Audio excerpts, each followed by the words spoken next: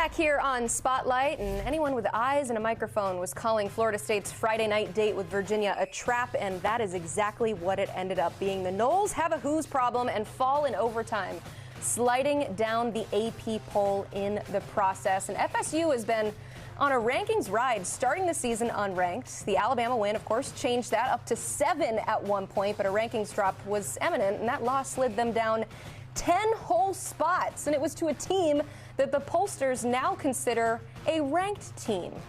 Make it make sense here.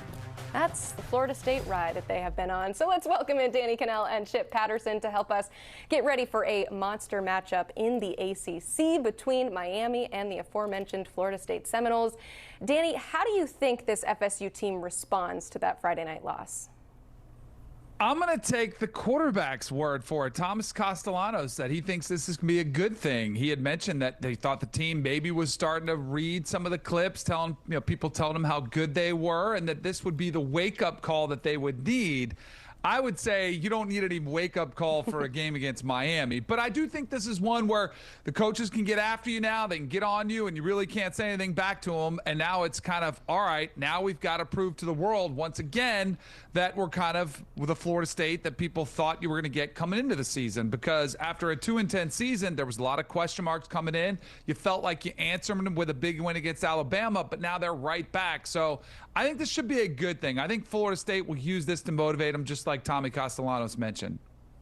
Yeah, this is a spot for Florida State where not only did Tommy Castellanos say they'd been reading their own clippings, but they hadn't really gotten to test themselves to see what their weaknesses were. And I think Virginia exposed some flaws, ones that Miami is certainly going to be very aware of. And so now you get to some self-scouting. Then let's be honest, Kent State was not going to give you the self-scouting that you needed to get ready for a top-5 team like Miami. You wish that you'd been able to make that a win that you could coach up on, but instead it's a loss, yet still the opportunity is ahead to accomplish all of the goals, all the championships that you want to try to contend for, but you've got to get it right, and you've got to get it right before Saturday night.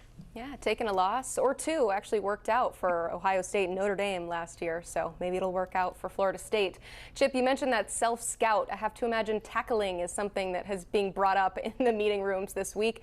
What are we going to do about that defense? Is this a one-game problem or a real issue for this team?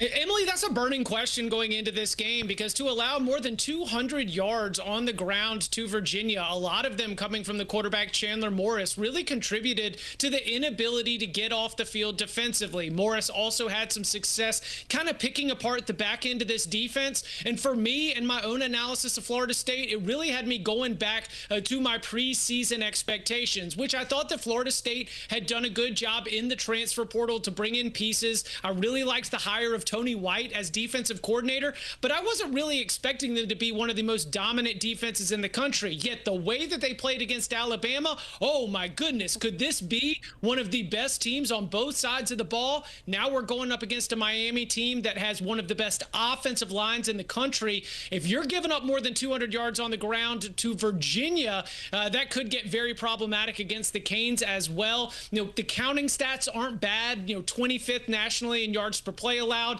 About 45th nationally in terms of scoring defense. But ultimately, it is what we saw with our eyes. If that defense cannot get off the field, well, then they're not going to give Tommy Castellanos enough chances with the ball to be able to make sure they can win.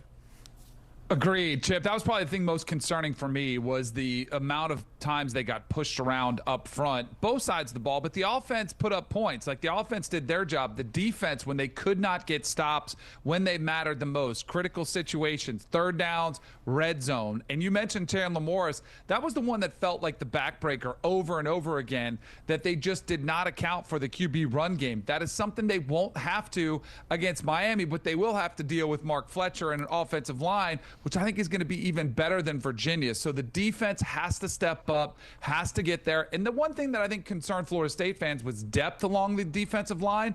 They looked gassed. And so if they're out there again for a lot of time, they don't have the amount of guys to shuttle in when you're, getting tired, to have fresh legs coming out there. So they've got to play better along the front four of the defensive line, the front seven across the board, and get off the field so they don't have those long, sustainable drives like they gave up against Virginia. Yeah, and along those lines, Darrell Jackson Jr., Danny, is your impact player to watch. What do you need to see from the defensive linemen against this stout Miami offensive line?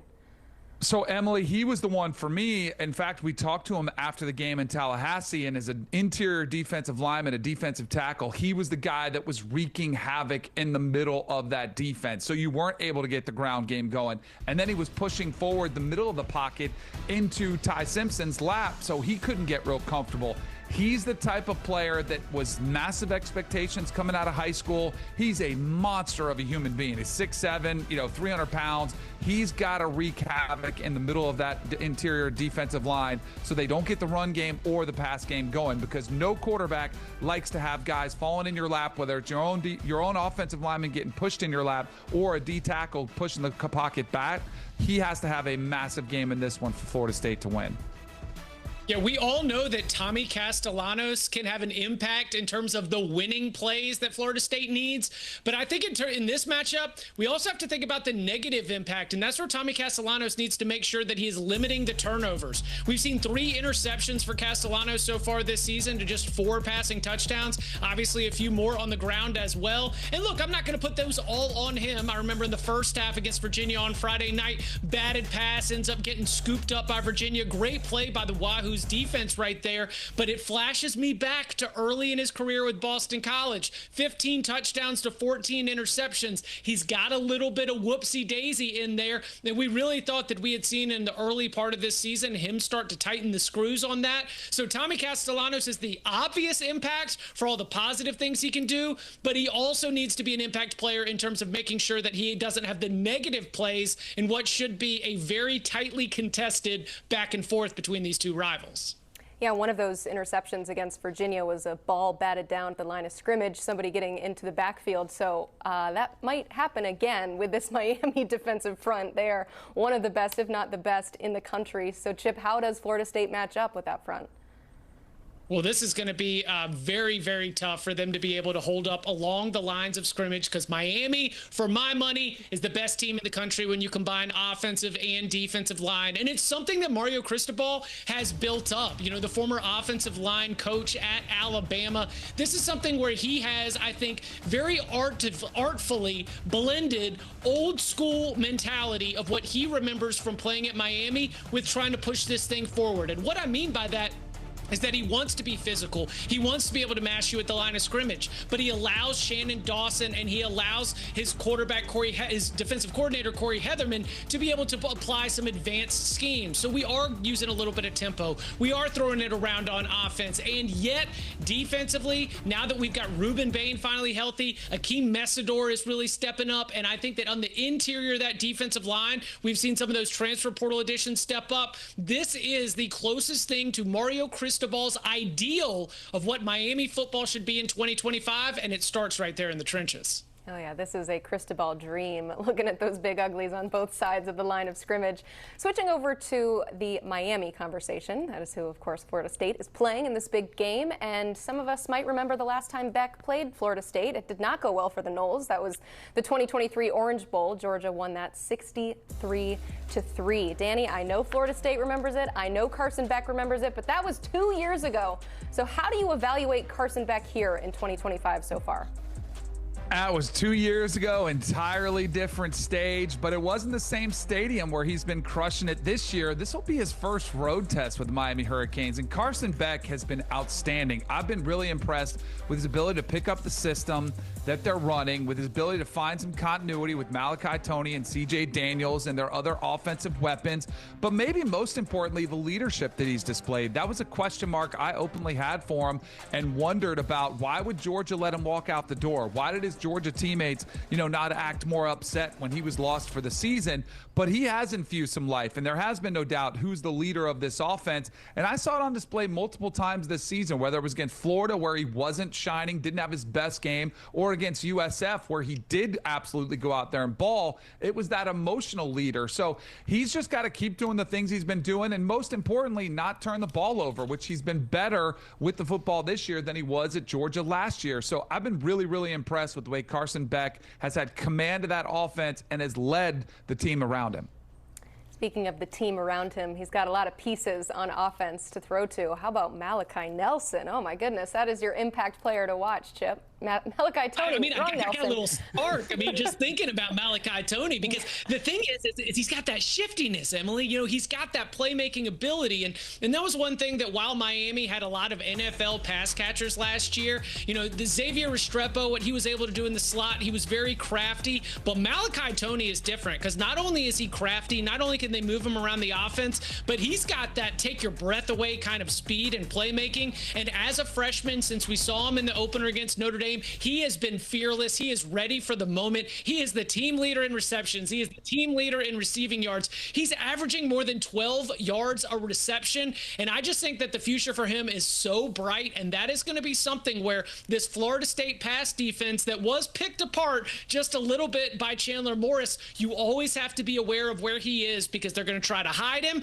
And then they're going to try to make sure that you see him, AKA the back of his jersey, as he's breaking free for a long play.